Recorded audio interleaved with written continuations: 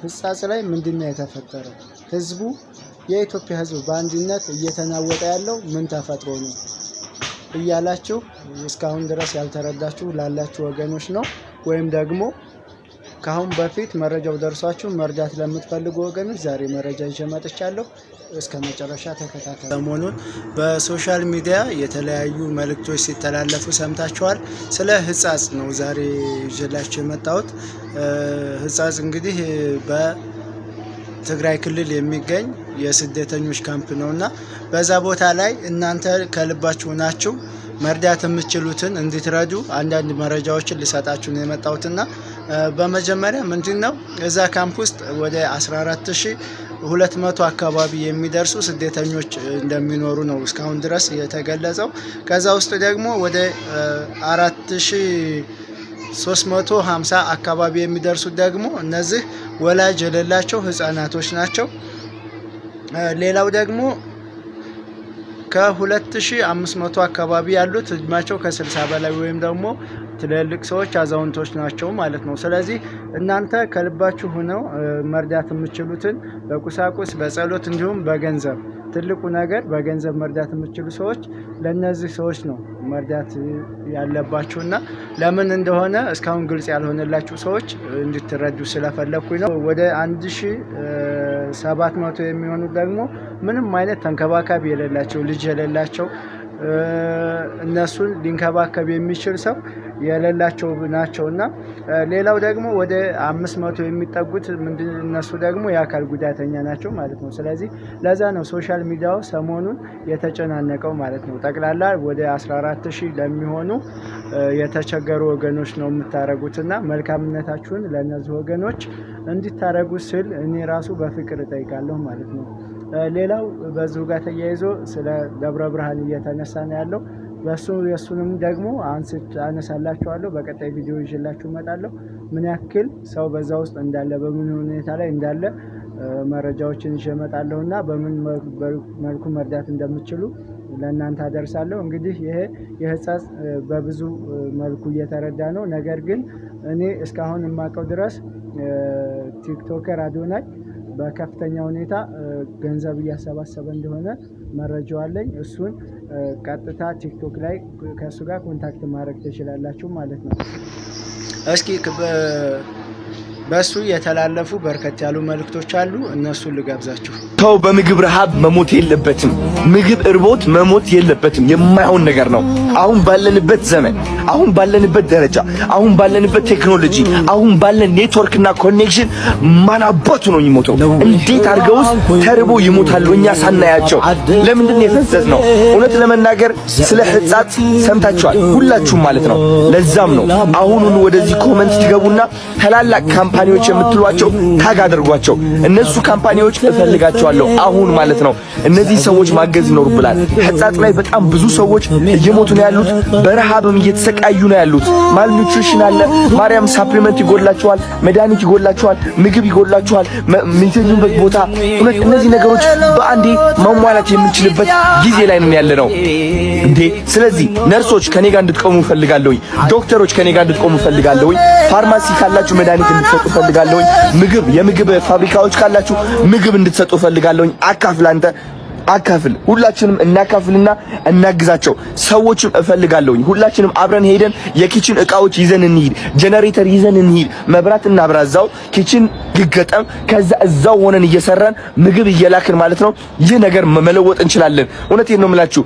በምንም ተአምር እነዚህ ሰዎች መሞት የለባቸው። ምክንያቱም ዘመኑ ተቀይሯል። በዚህ ዘመን ሰው የሚሞት ከሆነ በረሃብ that means ይህ ጭካኔ ብቻ ነው እንጂ እውነት ነው የምላችሁ እኛ ሳንሰማ ቀርተን አይደለም ልንገራችሁ። ስለዚህ እባካችሁ አሁኑኑ ህጻጽ ላይ የሞቱ ያሉ ሰዎች እንያቸው። በረሃብ እየተሰቃዩ ነው ያሉት። በጣም ነው የሚያሳዝኑት። አሁን እኔ ራሴ ወደዛ ልሄድ ነው። ወደዛ ሲሄድ ግን ብቻዬን አይደለም መሄድ የምፈልገው። ትራኮች ጭኜ ነው መሄድ የምፈልገው። አንዱ በምግብ፣ አንዱ በፋርማሲ እቃዎች፣ አንዱ ደግሞ የኪችን እቃዎች፣ የጄነሬተር ሰዎች ተሰባስበን አብረን ሆያልን እንሄዳለን ማለት ነው። ይህ ነው እንግዲህ ሰውነት አይደለ? ቲክቶክ ለዚህ ካልተጠቀምነው ታዲያ ለምኑ ተረፈን? ልንገራችሁ። ዝም ብዬ እኔ ዘፈን አብርቼ እንደዚህ ስል ቫይራል ከወጣው ጥቅሙ ምንድነው? ይሄ ሲሪየስሊ ሶ ፕሊዝ ሌትስ ዱ ኢት። እስኪ ኮሜንት ላይ ቻሌንጅ እንፍጠር። በጣም ብዙ ካምፓኒዎች ታግ እናርጋቸው። ይህ ቪዲዮ ደግሞ ሼር እናርግ። ለምናውቀው ሰው ካለ ሼር እናርግና እናዳርሰው። ከዛ የነዚህ ሰዎች ህይወት እንቀይር እባካችሁ። ዘመኑ ተቀይሯል። ሰው መራብ። ሰላም ጋይስ እንዴት ናችሁ? አሁን ስለ ህጻጽ የሰማሁት አዲስ ዜና አለ። እሱም ልነግራችሁ እፈልጋለሁ። እንግዲህ እኔ ሐሳቤ ምንድን ነበረ? እነዚህ በረሃብ እየተቸገሩ ያሉ ሰዎች ምግብ ይዘን ሰፖርት እንድናረጋቸው ነው። ግን እኔ አልገባኝም ነበር። ያልገባኝ ነገር ደግሞ ምንድነው ፕሮሰስ እንዳለው ነው። እንደዚህ አይነት ረሃብ ጋር ዲል ለማድረግ ማለት ነው መጀመሪያ ዝም ብለህ ሄደ ብስኩትና ጁስ መስጠት አትችልም። ሚካዝ ሊጎዳቸው ይችላል። ሰውነታቸው ብዙ ኒውትሪየንቶች፣ ንጥረ ነገሮች እያጣ ነው ያለውና ስለዚህ ለምን ይህ ነገር በስነ ስርዓት አናደርገውም የሚል ሐሳብ መጣልኝ ማለት ነው። እኔ አሁን ያለሁት አዲስ አበባ ነው ያለሁት። አዲስ አበባ ሆኜም ደግሞ በስልክ እየደዋወልኩኝ እያወራሁ ነው ያለሁት ከብዙ ሰዎች ጋር በተቻለኝ አቅም ድጋፍ ለማሰባሰብ ማለት ነው። እና የተማርኩት ነገር ምንድነው አሁን የትግራይ ዶክተር አሶሲዬሽን ማለት ነው ብዙ ዶክተሮች ሆኖ እየተማከሩበት ይገኛሉ። ምክንያቱም ወደ ቦታው ሄደው አሰስ ማድረግ አለባቸው ወይ መፈተሽ አለባቸው። እነዚህ ሰዎች ምንድነው የሚያስፈልጋቸው? ምን አይነት ንጥረ ነገር ነው የጎደላቸው? ከዛ በሕክምናው መሰረት ምግብ ይሰጣቸዋል ማለት ነው። ንጥረ ነገራቸው እንዲስተካከል እነሱም የበለጠ እንዲያገግሙ አሁን ካሉበት የኒውትሪሽን ወይም ደግሞ የንጥረ ነገር እጥረት ማለት ነው። ገባችሁ አይደል ጋይስ? ስለዚህ መጀመሪያ ስቴፓችን መሆን ያለበት ምን አይነት ምግብ ነው የሚያስፈልጋቸው እንወቅ። በተቻላቸው አቅም ብዙ ሰዎች ኦሬዲ ሽረ ላይ ይገኛሉ። እነዚህ ሰዎች ደግሞ ምግብ እያሰባሰቡ ነው ያሉት which is amazing በጣም አሪፍ ነው። ግን ደግሞ ዶክተሮቹም ያስፈልጉናል። ስለዚህ ዶክተሮቹ አሁን አውርተው ሲጨርሱበት እኔ መጥቼ አሳውቃቸዋለሁ ማለት ነው። እናም እኔ እዚህ አዲስ አበባ ሆኜ ከብዙ ካምፓኒዎች ጋር እያወራሁኝ የምግብ ካምፓኒዎች ጋር እያወራሁኝ ትራኮች ለመላክ እንግዲህ ወስኛለሁ ጋይስ እና እዚህ ሆነን አሳውቃቸዋለሁ ጋይስ። ስለ ህጻጽ እንግዲህ ጥሩ ዜና እየሰማሁ ነው የምገኘው። አሁን ዶክተሮች እንግዲህ እንደነገርኳችሁ ተሰባስበው ስለዛ ነገር እያወሩበት ነገር ስለ ህጻጽ ያለው ረሃብ ማለት ነው። ሰላም ጋይስ፣ ስለ ህጻጽ እንግዲህ አዲስ ዜና ይዤላችሁ መጥቻለሁ ከዶክተሮች ማለት ነው። ህጻጽ ላይ በረሃብ እየተቸገሩ ያሉት ወገኖቻችን ምንድነው የሚያስፈልጋቸው እንድናውቅ ሊስት ልከውልኛል። የሚያስፈልጋቸው ነገሮች ማለት ነው። መጀመሪያ የሚያስፈልጋቸው ዋነኛው ነገር ማለት ነው ሃይ ፕሮቲን ያለው ምግብ ነው። ሃይ ፕሮቲን ያላቸው ምግቦች በጣም ያስፈልጋቸዋል። ሌላ ነገር ደግሞ የሚያስፈልጋቸው ምንድነው?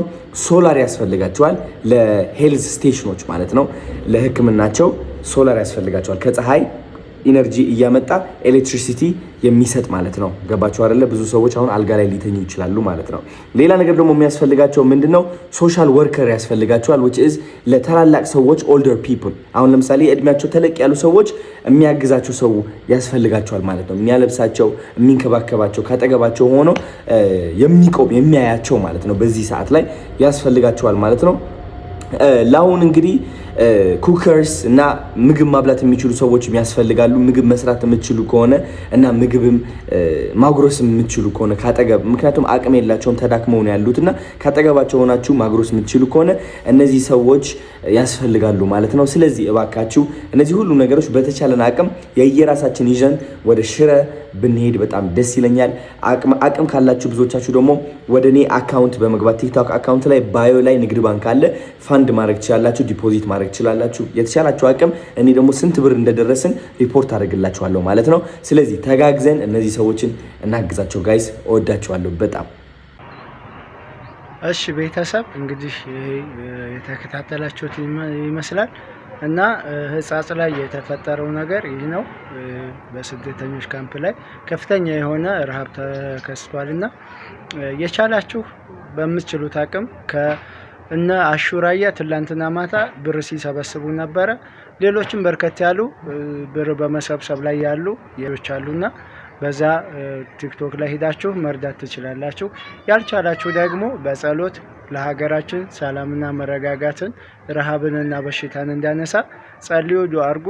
ስለተከታተላችሁ እናመሰግናለን። መልካም ጊዜ